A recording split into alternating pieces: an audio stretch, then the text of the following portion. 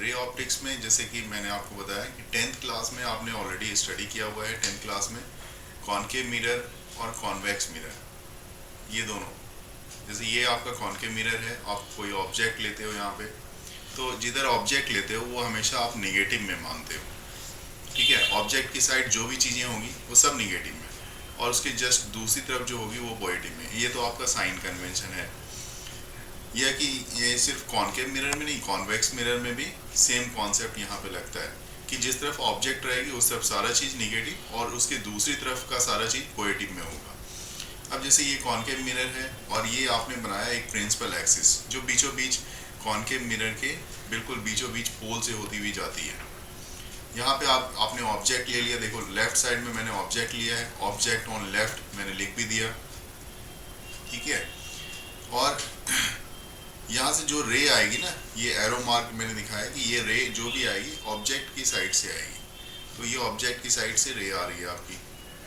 और यहाँ पे ये लिख दिया हाइट अपवर्ड अगर है, जो आपने ऑब्जेक्ट को लिया हुआ है, अगर ये हाइट ऊपर की तरफ है, नॉर्मली हम लोग ऊपर की तरफ ही ऑब्जेक्ट की हाइट को लेते हैं, तो हमेशा इसकी हाइट के वाइज इसको आप पॉजिटिव मानोगे अगर ऊपर है तो, प्रिंसिपल एक्सिस के ऊपर है तो। ये मिरर है यहाँ पे और दूसरी तरफ आपने इस तरफ दिखा दिया। और अगर नीचे की तरफ हाइट आ रही है, चाहे आपकी इमेज की ही हाइट क्यों ना हो, तो हाइट्स डाउनवर्ड अगर है तो वो निगेटिव होगी, ठीक है।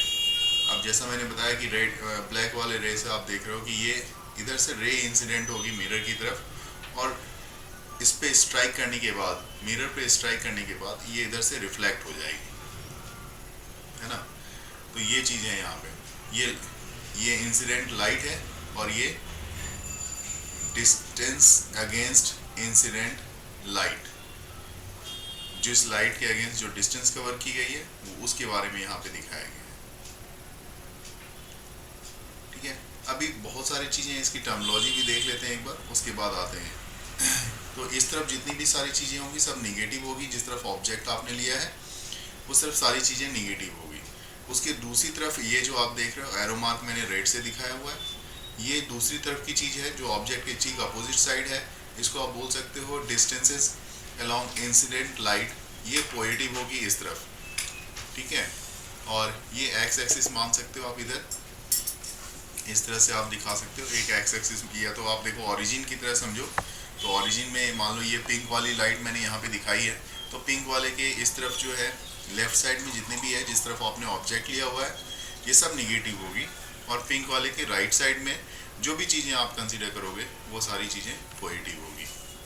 तो इस तरफ निगेटिव और दूसरी तरफ पॉजिटिव, ये चीज़ का ध्यान रखेंगे।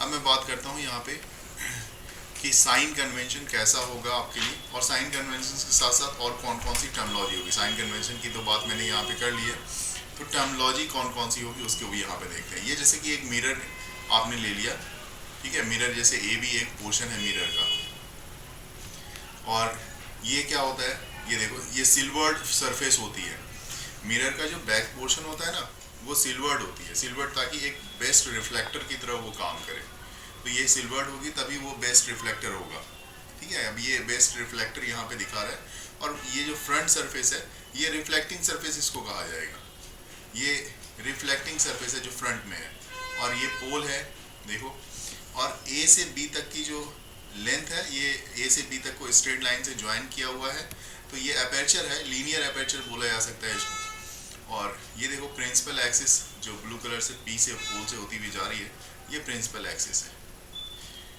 और अब देखो यहाँ पे एक मिड पॉइंट से, सेंटर से, मतलब जिस स्फेरिकल का ये सेंटर है जिससे ये स्फेयर बनाया गया है, ये सेंटर है या ये वाला पॉइंट, इससे आपने ए को ज्वाइन किया हुआ है और बी को भी ज्वाइन किया हुआ है, तो यहाँ पे एक एंगल आपकी बनेगी, यहाँ पे अगर आप इसको ज्वाइन करते हो ना तो यहाँ पे एक एंगल आपकी बनेगी इस सी पॉइंट पे, तो ये जो एंगल बनेगी, ये सेंटर मैं पहले लिख देता हूँ, सेंटर ऑफ कर्वेचर, ठीक है। और ये एंगल जो यहाँ पे देखो मैंने बनाता हुआ दिखाया, ये एंगल ए सी बी, ये एक तरह से आपको बोला जाए तो ये एंगुलर अपर्चर है, ठीक है ना। अब मिरर इस तरह से बना दिया आपने, तो ये जो है ए सी बी जो होगी आपकी क्या होगी, एंगुलर अपर्चर, जबकि ए से बी तक की जो लाइन है स्ट्रेट लाइन दिखाई है मैंने, वो क्या है, वो एक लीनियर एपर्चर है, ध्यान रखेंगे। तो ये सारे टर्मिनोलॉजी हैं जो इसमें यहाँ पे आपको मिरर के केस में देखने को मिलेगा। अब आप देखो यहाँ पे जैसे एक मिरर आपने ले लिया, कॉनकेव मिरर लिया, और इसमें रिलेशन मुझे दिखाना है, किसके किसके बीच रिलेशन दिखानी है। तो relation between F and R, focal length और रेडियस ऑफ कर्वेचर के बीच का। हालांकि हमें पता है कि इसकी फार्मूला क्या होता है, फार्मूला आपका होता है कि भाई R इक्वल टू 2F, ठीक है। लेकिन वो हमें यहाँ पे प्रूफ करना है, उसे प्रूफ करके दिखाना है। तो सबसे पहले मैं यहाँ पे दिखाता हूँ कि एक रे है जो इस तरह से इंसिडेंट हो रही है, पैरेलल इंसिडेंट हो रही है प्रिंसिपल एक्सिस के।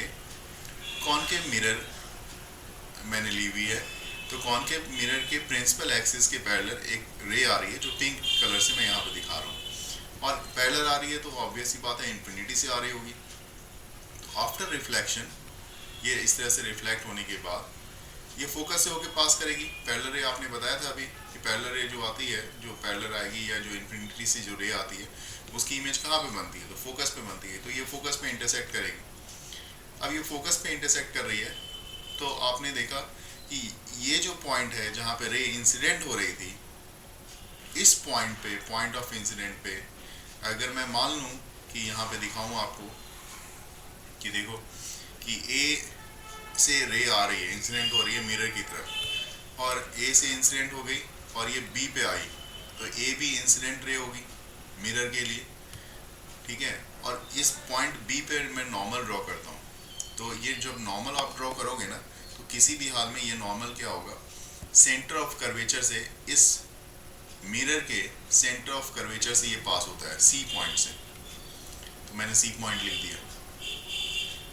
अब आपको देखने वाली बात ये होगी कि ये इंसिडेंट रे, चूंकि ये अब बी और सी जो है एक तरह से नॉर्मल की तरह काम कर रहा है, नॉर्मल ही डाला है आपने। तो इंसिडेंट रे ये ए बी है, रिफ्लेक्टेड रे बी एफ है। तो ऐसे केस में, और नॉर्मल आपका बी सी है, तो इंसिडेंट रे आई और रिफ्लेक्टेड रे आर, ये दोनों तो इक्वल होंगे ना। ये लॉ ऑफ रिफ्लेक्शन बताता है कि ये दोनों रे इक्वल होते हैं, ठीक है। तो ये नॉर्मल है, मैं यहाँ पे लिख दिया मैंने। अब आप यहाँ पे देख सकते हो कि ये जो डिस्टेंस है F से लेके P तक का, तो ये फोकल लेंथ होगा स्मॉल f, और ये जो C से लेके P तक की डिस्टेंस होगी, ये रेडियस ऑफ कर्वेचर होगी R की, ठीक है। तो मुझे F और R के बीच का रिलेशन चाहिए। अब मैं इसकी बात करूँगा कि क्या रिलेशन होना चाहिए, देखते हैं। तो मान लो AB, जैसे मैंने बताया कि ये जो रे है AB, ये किसके पैरेलल है, PC के पैरेलल है, प्रिंसिपल एक्सिस के पैरेलल है।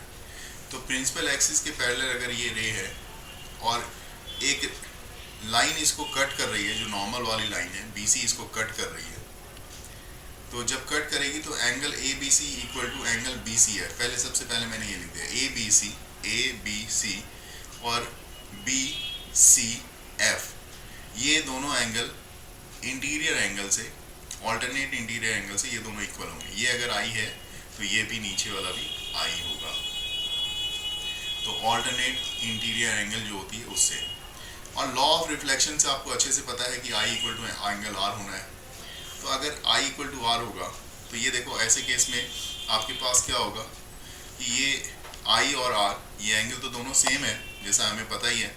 अगर ये दोनों एंगल सेम है, तो वैसे केस में क्या होगा कि इस एंगल के सामने की साइड, जैसे एंगल R है, R के सामने की साइड कौन है, CF, तो CF जो है आपके लिए, और एंगल I के सामने की साइड कौन है, FB, तो FB जो है, ये दोनों जो है CF और FB, ये दोनों इक्वल होंगे। और किसी भी ट्रायंगल में अगर दो साइड हमारे इक्वल होते हैं तो उसको क्या बोलोगे आप, आइसोसेलेस ट्रायंगल।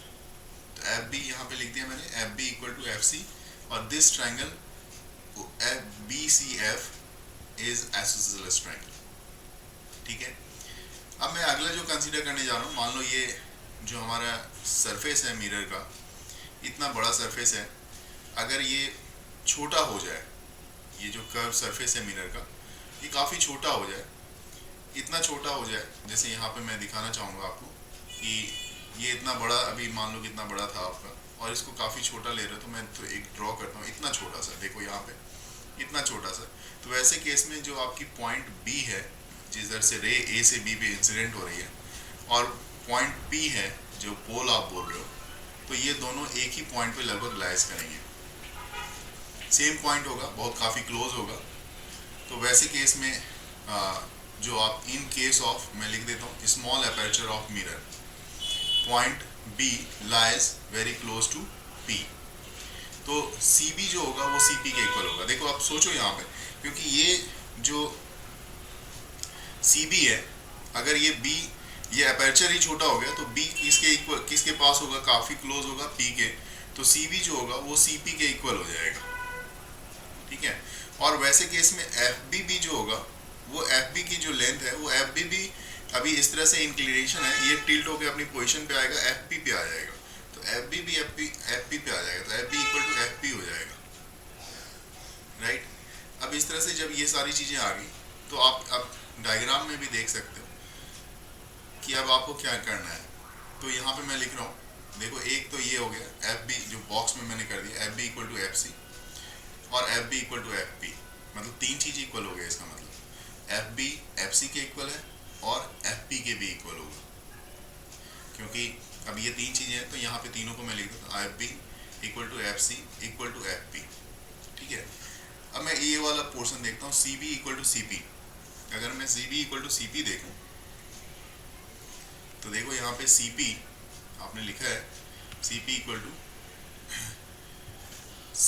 टू कितना होगा, यहाँ से डायग्राम में देखो, सी से लेके पी तक की जो डिस्टेंस है, मतलब ये जो प्रिंसिपल एक्सिस की लाइन पास कर रही है, इसको दो पार्ट में डिवाइड किया आपने, एक एफ सी है और एक एफ पी। तो आप इसको लिख सकते हो F C plus F P, ठीक है ना। और अब एफ सी जो है उसको आप एफ पी के इक्वल लिख सकते हो, तो आप लिखोगे F C F P plus F P लिख दो, आप लिख दिया।